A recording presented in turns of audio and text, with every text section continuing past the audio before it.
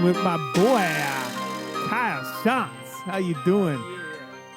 Oh my God, I am feeling so good. I saw during the Saints Panthers game, you sent me a picture of a hefty jar of Ballast Point. Yeah, my wife was so sweet as to fill up my gallon-sized growler with Growler. some pineapple sculpin IPA. And if you haven't had it, you need to get down there to San Diego and get your fill. Yeah, San Diego knows what's up with brews. They love their microbrews, and they're good at it. Don't listen to these Oregonians. Get on Ballast Point. That's where it's at. So San Diego is the microbrew capital of America. And I know people in Oregon want to try to claim that they have it, but they don't. There's over 70 microbreweries in the San Diego city limits. Ooh. You and I have shared a drink at the Ballast Point HQ. We did. That was a good time. It was a good time. In fact, I still have a Ballast Point glass that you so kindly gifted from them. Yeah, I'm a whore. I am a whore when it comes to places like that. I just steal fucking glasses. I don't give a shit. I'm like, oh my God, you served me this really cool 16-ounce pint mug that has your label art all over it. I need this. I wasn't going to say steal, but I'm glad you did. I'm a Steelers fan. What do you expect? Oh, how about that game tonight, man? My fuck. New Orleans Saints, I took him in Big Sheet. I told you, just like Eli, I'm coming back. I think I had him at 12. I got a bullshit 3.5 point cover. I'm feeling great about it. The Panthers were up by 17. What was that fucking? It was 23-20. 20. No, it was 23-3 at one point. 20. No, it was 23-3, and the Saints came back, scored 17 unanswered fucking points. Saints come back, get the cover, and the entire time the Panthers are playing conservative. I think Ron Rivera stepped out and Mother Hen stepped in and started playing conservative there. What happened to Riverboat Ron? Last year, that was his thing. He was like Riverboat Ron. He was Jack Del Rio. He was going for it on fourth, never playing not to lose. And all game, they were up, and he just kept running those 2-yard draws to Stewart and the QB powers of 2 and 3 yards that everyone knew was coming, and he was okay with it. It was bullshit. But I will say that Ted Ginn got his first touchdown of the night tonight, which was awesome because it was Cam Newton's only touchdown pass of the night tonight, which helped me out. Same. But otherwise, I blame the play calling of the Carolina Panthers for being so conservative to give up a 17-point lead into making a 3-point win, fucking all of us. Except for you. For you. Yeah. Where I was, I didn't have the sound on during the game. But when Luke Kuechly went down and we saw him, Ooh. I don't know if I've ever been sadder at an NFL player that isn't on my team. Like, seeing him sitting there crying, like, you just felt terrible for him. Why did Cam have to take off or choose to take off those amazing furred cleats? I mean, everybody hurts sometimes. And Cam did not want to hurt in the wallet. And he knew with such cleats like that, he was going to get punished by the No Fun League. I would pay the NFL. I would pay the so No Fun League. Much money to see Odell Beckham or Antonio Brown in slow motion making insane grabs and waltzing into the end zone with tail fur on the back of their cleats. I mean, that is as good as it gets. You mean cleats with fucking 6-inch foxtails hanging off of them? Yeah. Just phenomenal. It's like people that go to the goddamn Renaissance Festival and choose to buy like a 8-inch foxtail to pin to the back of their pants to get quote festive. No, you just have a piece of dead animal on you. You're not festive. I think he might have hit it on the way into the stadium tonight. he just felt so bad that he was like, you know what? I'm going to make it part of my ensemble to honor this dead rodent that I just murdered in my $70,000 car. Well, I think it's time, the real time, to make the picks. Week 11, stepping in. Ooh. So I know you had the Panthers, unfortunately. Yeah, I took the Panthers and I put 7 points on those bastards. Well, it's that hey, damn point. Chalk that one up to a loss. Chalk that one up to a loss. I need it, so I'll take it. So the first game we have this Sunday, your Pittsburgh Steelers, -8 traveling to Cleveland, Ohio. I think I know who you're taking. You already know. The Browns.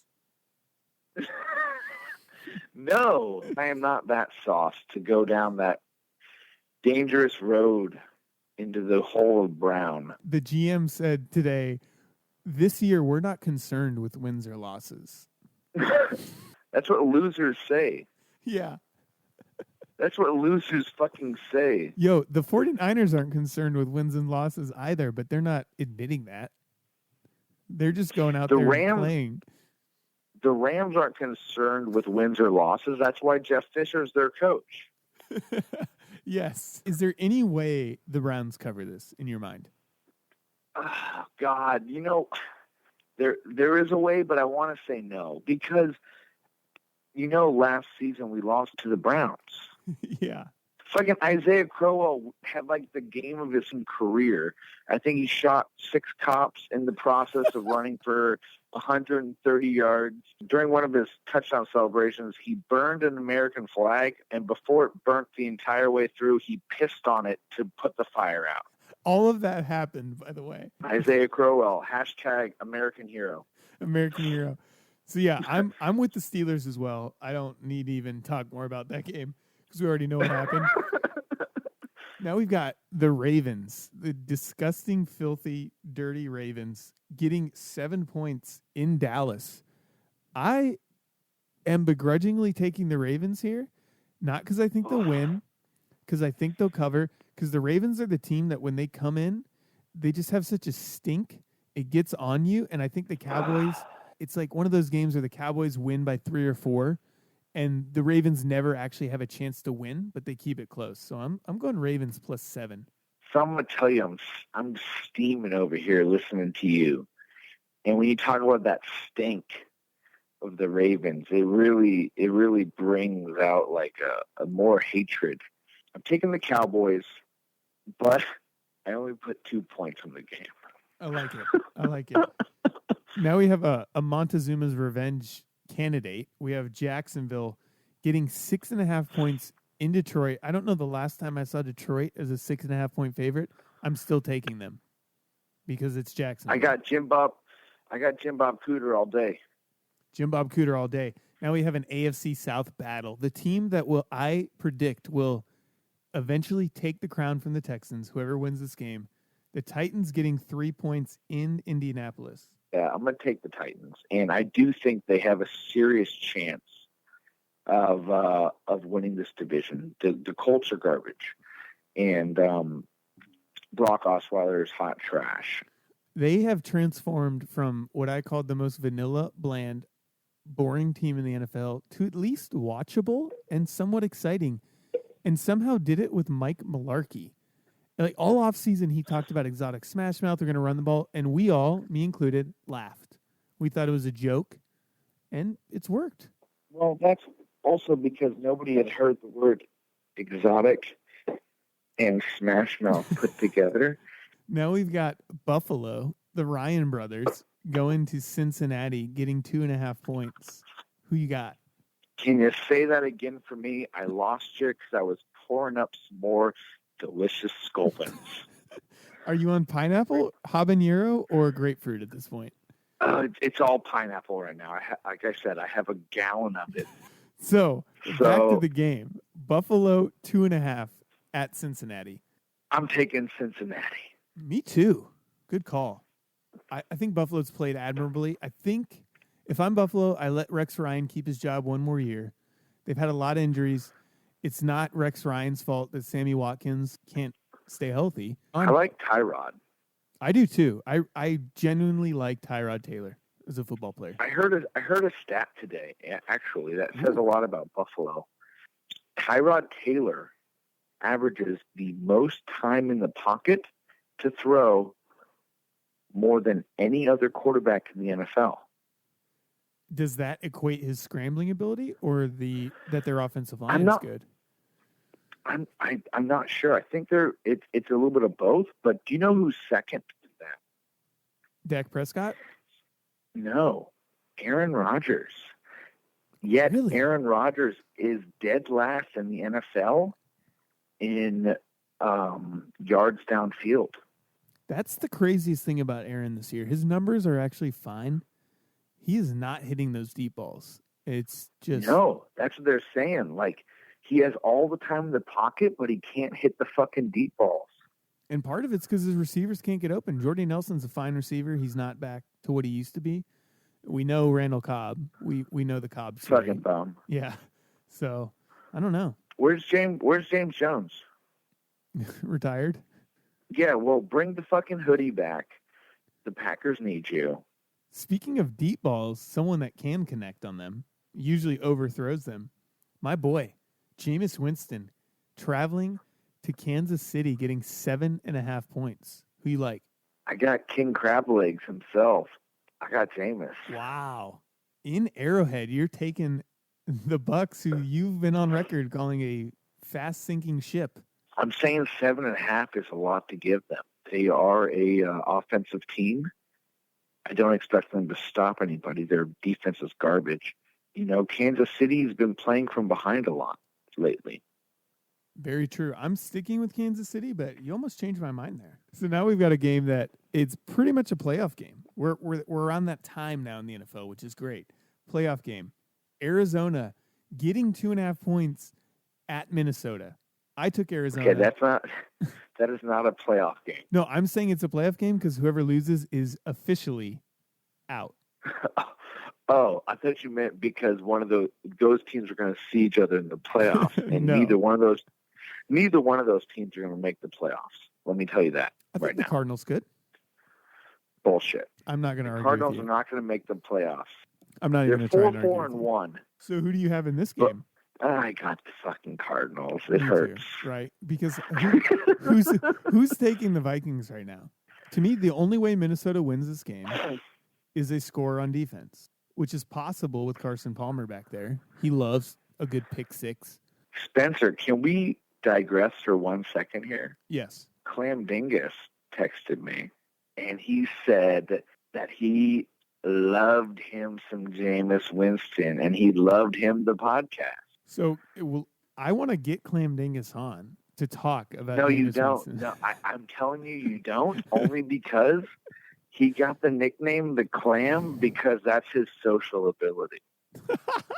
Great dude. Well, I respect anyone who's a Bucks fan, and God bless him for being a Florida State and a Bucks fan and getting Jameis. He's got to be happy. All right, moving on. I'm going to say not our New York Giants. I saw Andrew tonight. I mentioned the Giants. And being a Cowboys fan that he is, they went off on me and said that I just love to suck off the Giants, and there's no way the Giants could ever beat the Cowboys, even though they did week 1. The only team, I might add. True. And the Giants are getting 7.5 points at home against the Bears, who we know are without Alshon Jeffrey because he took performance-enhancing drugs that didn't enhance his performance. And I'm on the Giants. I think Odell is going to smoke. The Bears are without Alshon Jeffrey. They are without Kevin White. They are without potentially fucking Josh Howard. Yep. And they have Jay Cutler. And they're with Jay Cutler. They are with Jay Cutler.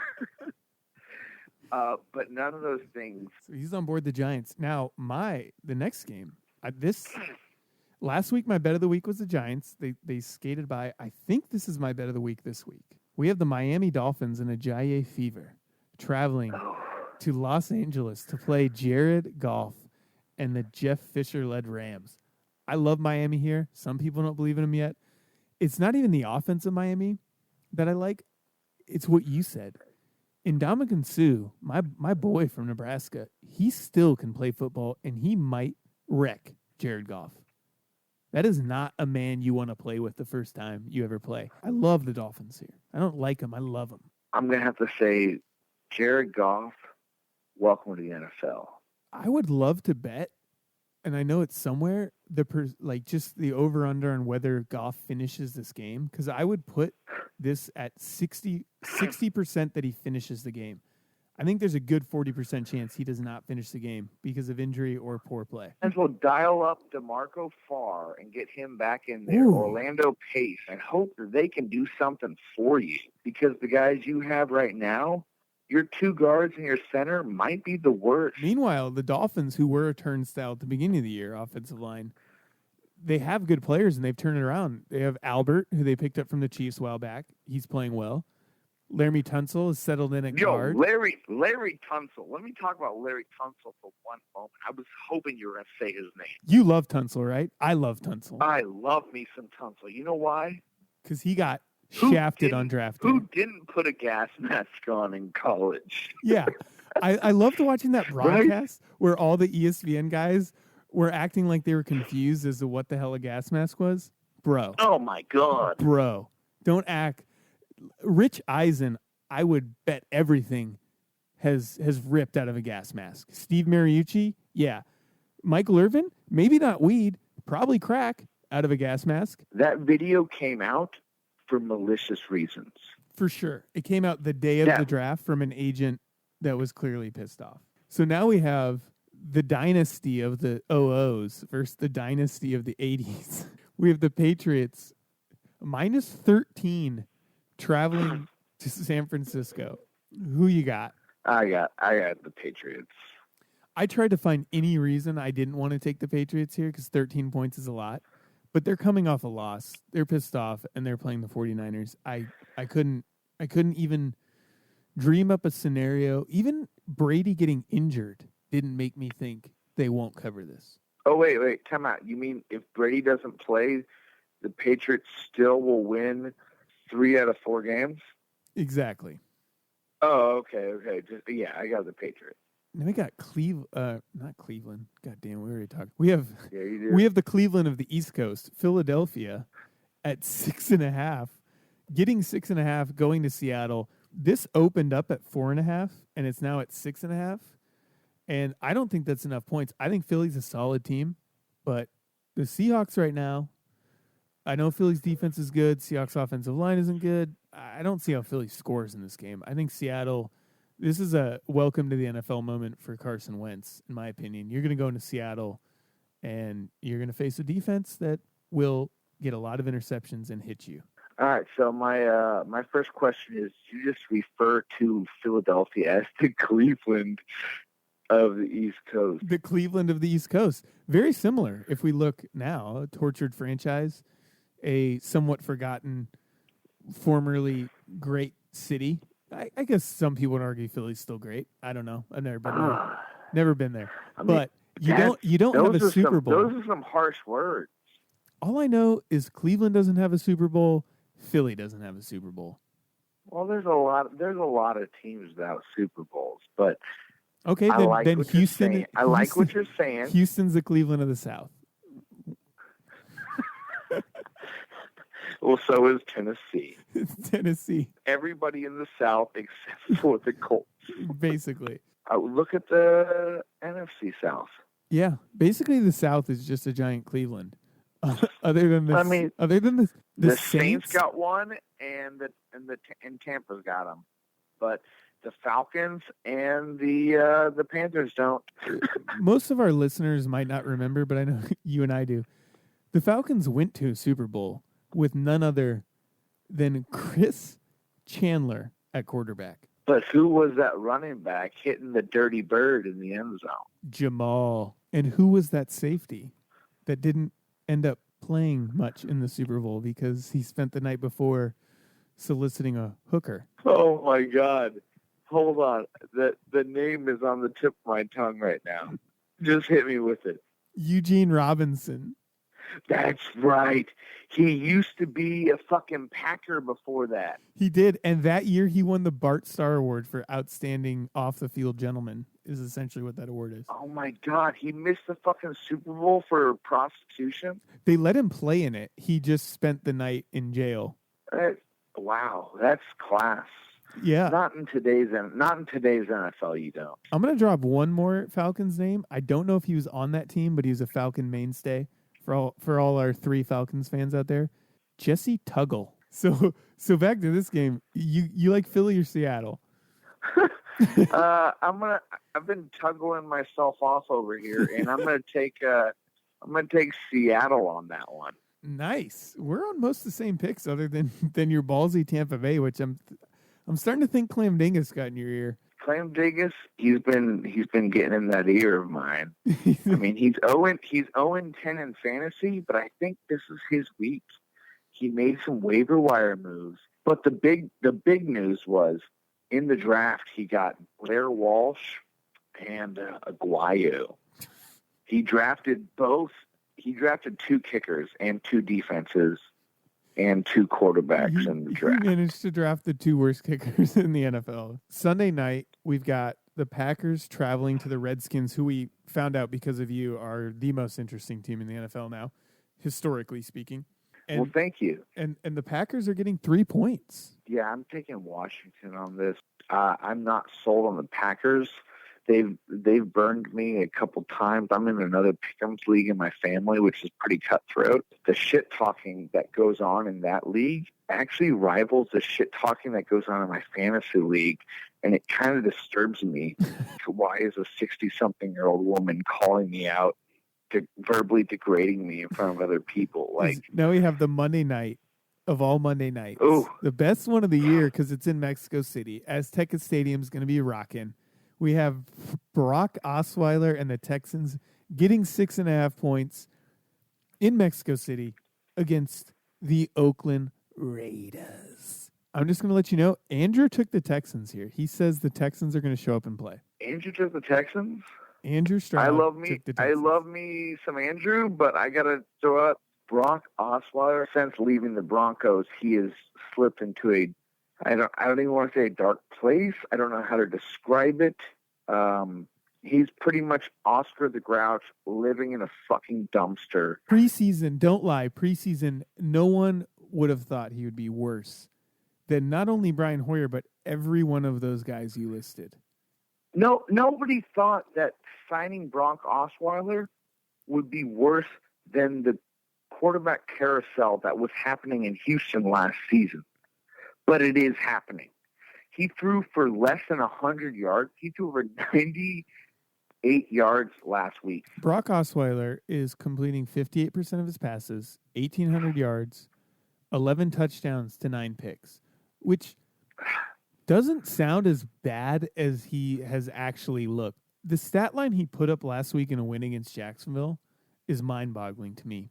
14 of 27 for 99 yards and 2 touchdowns, but no picks. How the fuck does that even happen? That means you're averaging 3 yards per completion. What if I told you that America's market collapse wasn't the biggest financial disaster? What if I told you the Lufthansa heist wasn't the biggest heist of all time? So we both like the Raiders. This is you can't give me enough points here. I just don't think Brock Osweiler is going to show up. The Texans are the Andy Dalton version of an NFL team where if you put them on a primetime game under the lights, they don't just crumble. They just self-combust and shit their pants in front of everyone. Ever since the Letterman jackets, they've been cursed for primetime games. It's not going to get better. So we like them. So our Fab Five this week, what we put down was, and I'll see if you agree or disagree, Miami, New Orleans, Seattle, Arizona, KC. And then our Moneyline Dogs. Our Moneyline Dogs be barking. This week we like Tennessee, underdog, and Arizona, underdog. Yeah, I don't know how Tennessee's an underdog coming into this. I would probably bet heavily on Tennessee. Tennessee's outscored their opponents way more than Indy has. They have a better record than Indy. And I think it's because they lost. Well, one, it's in Indy. But two, they lost to Indy earlier in the year, and it kind of threw everyone off. It was like right when Tennessee was starting to get good, and they blew that home game against Indy. And I think everyone kind of fell off the scent, and they were a little bit worried. I'm not. And I love Andrew Luck, but Indy is not a good football team.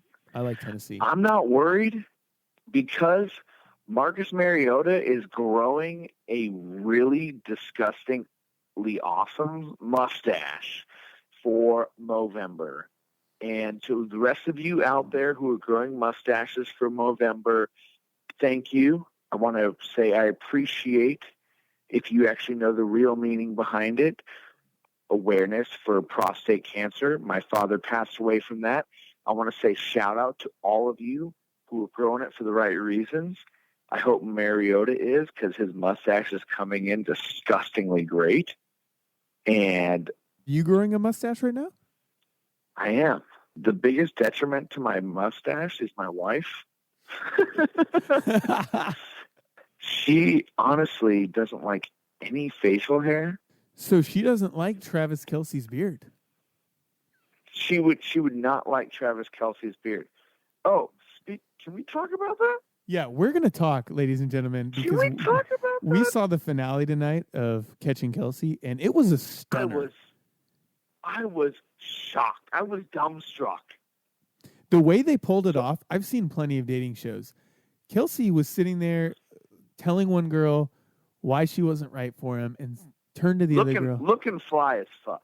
Oh, looking fly as fuck. And they threw us for a loop. You thought the New Jersey girl had won, and he just pulled the rug out right from under to a point where she told him to fuck off. It was pretty great. And yeah. Was it Maya? Maya came through the victory. I'm not going to lie. I was rooting for Maya, so I feel good about it. Were you? Remember, I haven't watched the rest of the show. I just saw the finale. Yeah, no, that's fine. I was pulling for Maya. Well, first I was pulling for Schleier's daughter, and then Maya. Yeah, absolutely. You know what? My wife and I, we were blown away by the final decision. But Travis, I wish you the best. If you could think of one player that you would want on the next show, besides Gronk, too easy. Oh, you stole it from me. Gronk's too easy. Yeah, that is. Yeah. Who would it be? You know what? Let's get one of the other Patriots in there. Julian Edelman, or you know what? Danny Amendola. Let's get Dola up in there. Didn't you play Pee Wee football with him? I did. I played SCFL with Dola. Dude, let's get fucking Dola up in there. He was my quarterback. Dola, I'm going to let everyone know, Dola was an SCFL Woodlands legend at quarterback, okay? Little kid. He was small, even in Pee Wee. Everyone's like, he must have been, and he was still a boss. So it's great seeing him on Sundays. And what better team than the Patriots for Dola? The only guy I could think of, if I just wanted to watch to see girls cry, I would say Richard Sherman. Because he would say, when Richard Sherman kicks you off his dating show, he would let you know why. And it wouldn't be kind. Well, I'm excited for this week. We got our picks in. We'll see how you do. I think we're going to do great. Oh, I want to fucking crush you. We're going to do so great. It's going to be so big. It's going to be huge. I'm going to tell you right now, guys. I had a bad week last week, but it doesn't happen often. I'm going to have so many points this week. Just so many. People are going to be talking about how many points I have. It's going to be huge. Huge amount of points. Huge. So many points. You're going to have to build a wall to contain my points because, people in the NFL love me. They love me. People in the NFL love me. They absolutely. You know what? Bill Belichick wrote me a letter to congratulate me last week. So I'm draining the swamp from what was my last week's pick, and I'm taking over. Well, thank you again, my man, for coming on. Always a pleasure. If I was with you, I would fucking toast a glass to you right now. Everyone, Ballast Point, I know most of you listening have heard because you are exemplary gentlemen. But if you haven't, drink it, get it, find it, and we out. Swing it back.